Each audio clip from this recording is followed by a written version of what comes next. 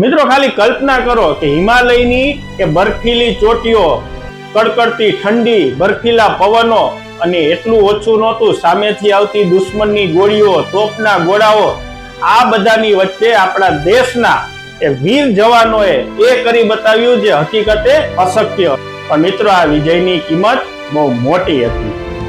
કેટલાક પરિવારોએ પોતાના વાલસોયા દીકરા ગુમાવ્યા, કેટલાકે પોતાના પતિ ગુમાવ્યા, જ્યારે કેટલાકે પોતાના પિતા ગુમાવ્યા.